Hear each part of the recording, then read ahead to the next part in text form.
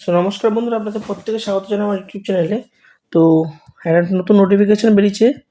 সেই নোটিফিকেশানটা এসবিআই তরফ থেকে এসছে। এসবিআই তরফ থেকে আমি দেখিয়ে দিচ্ছি কোন পোস্টের জন্য। Recruitment for the post of circle based officer, সিবিও।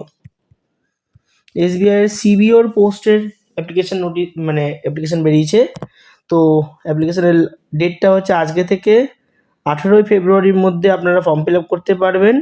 এবং এর এক্সাম ডেটটাও কিন্তু বলে দিয়েছে মার্চের টেন্টেটিভ, মানে ধরে নিন মার্চের মিড এক্সামটা হবে। তো এবার এর প্যাটার্নটা আমি বলার আগে বলে দিই। তো সিবিওর ক্ষেত্রে এজ লিমিট থাকে 30 এজ লিমিট। তো 30-র জন্য কী করতে হবে আপনারা এখানে দেখতে পারেন। এখানে কোন জায়গার জন্য কেমন কি ভ্যাকান্সি রয়েছে দেখুন। অমরাবতীর জন্য 97টা, ব্যাঙ্গালোরের জন্য 200টা, ভোপালের জন্য 97টা, ভুবনেশ্বরে 80, চণ্ডীগড়ে 103, চেন্নাইয়ে 165, গান্ধীনগরে 194, গুয়াহাটিতে 68, হায়দ্রাবাদে 80, জয়পুরে 103, কলকাতাতে 200। তো কলকাতাতে অ্যাপ্লাই করতে পারেন। নেক্সট হচ্ছে লখনউয়ের জন্য 200, মহারাষ্ট্রের জন্য 194, মুম্বাই মেট্রোর জন্য 143, নিউ দিল্লির জন্য 76, তিরুবনন্তপুরমের জন্য 50। টোটাল এবছর আছে 2050টা। আগের বছর 2900 প্লাস বেরিয়েছিল। তো এবছর 2050টা বেরিয়েছে। তো এর এজ লিমিটটা আমি দেখিয়ে দিচ্ছি এখানটায় এজ লিমিটটা দেখি কোথায় দেওয়া আছে। তো এটাতে মোটামুটি ছাড়ের কথা বলা আছে। এখানে দেখুন এজ লিমিটটা বলে দেওয়া আছে। Age limit not below 21 and not above 30 as on 31/12/2025। মানে 31/12/2025 রেসপেক্টে এজটা করা হচ্ছে। এবার যারা যেমন আছেন সেই রকম দেখবেন। এখানে বলে দেওয়া আছে 31/12/2004 পর যেন কেউ জন্মগ্রহণ না করে, সে করতে পারবে না। এবং 1/1/1996 আগে 1/1/1996 আগে যারা জন্মগ্রহণ করেছেন তারা করতে পারবেন না। এটা পুরোটাই কিন্তু আমি বললাম ইউআর। এবার বাকি কাস্টের জন্য যেমন যেমন ছাড় থাকে তেমনটা বলে দেওয়া আছে। তো এরপর তারপর নিচে চলে যাওয়ার পর যেমন যেমন প্রসিডিউর আছে। এবার হলো সবাই কিন্তু এটাতে অ্যাপ্লাই করতে পারবে না, ফ্রেশার্সরা কিন্তু এটাতে অ্যাপ্লাই করতে পারবে না। এটাতে যারা অন্যান্য ব্যাংকে রয়েছে অ্যাটলিস্ট অ্যাসিস্ট্যান্ট ম্যানেজার গ্রেডে বিভিন্ন প্রাইভেট ব্যাংকে বা অন্যান্য কোনো ব্যাংকে যারা রয়েছে তারাই কিন্তু একমাত্র, এবং অ্যাসিস্ট্যান্ট ম্যানেজার গ্রেডে মিনিমাম 2 বছর যারা সার্ভ করছে প্রাইভেট ব্যাংকে হোক বিভিন্ন রকম ব্যাংক যারা রয়েছে তারাই কিন্তু অ্যাপ্লাই করতে পারবে। ফ্রেশার্সদের জন্য কিন্তু এটা একদমই না। তো আপনারা দেখবেন, এটা পরে বলছি, যেটা এখন এসবিআই করছে সেটা পরে বলছি। বাকি প্যাটার্নটা দেখিয়ে দিই আমি। এক্সাম প্যাটার্নটা আমি বলে দিই কী কী আছে। দেখুন এক্সাম হবে আপনাদের 120 নম্বরে 120টা কোশ্চেন। ইংলিশ 30টা থাকবে 30 মিনিট। ব্যাঙ্কিং নলেজের 40টা question 40 minute. Next general awareness economy নিয়ে থাকবে 30টা কোশ্চেন 30 মিনিট।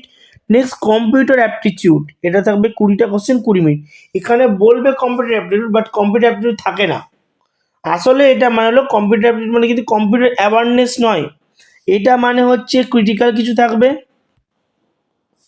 এটা মানে হচ্ছে আপনার মেশিন ইনপুট থাকবে, যারা ব্যাংকিং এক্সাম দিচ্ছেন তারা এইসব সম্বন্ধে জানেন।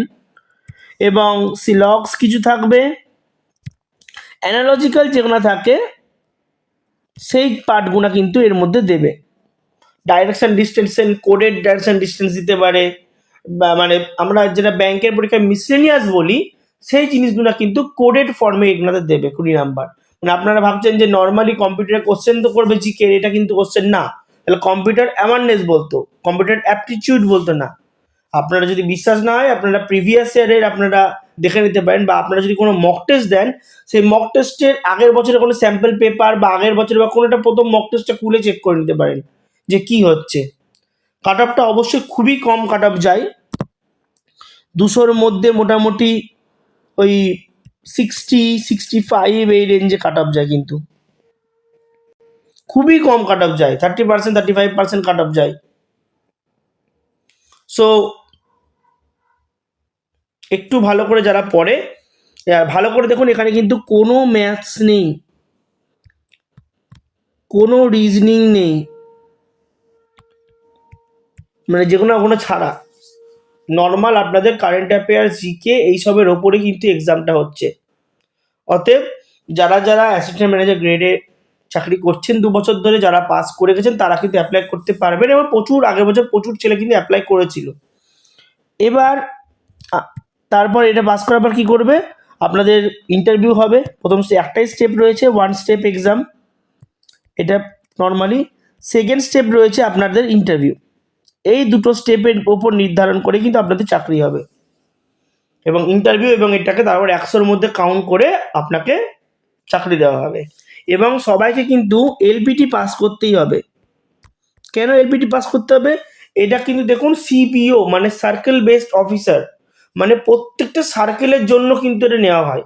অতএব এটাতে কিন্তু যেমন পিও যেমন হয়, যেমন প্যান ইন্ডিয়া হয়, তার মধ্যে এক্সক্লুডিং RRBPO, SBI পিও এবং IBPS পিওতে কিন্তু কোনো রকম কোনো এলপিটির প্রাবধান থাকে না।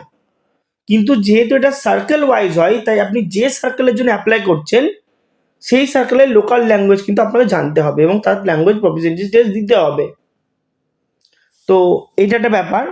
এবার আমি যে পয়েন্টটা বলছিলাম, মানে এখন দেখবেন SBI কি করছে, নর্মাল যেটা SBI পিও, তার ভ্যাকান্সি কিন্তু দিন দিন কমছে। এখন 500, 450, 470, আগের বছর 580 এরকম টাইপ ভ্যাকান্সি আসছিল, মানে করেছে। তার আগে মোটামুটি অ্যাভারেজে SBI পিও না 2000, 1500, 3000 এরকম আসতো।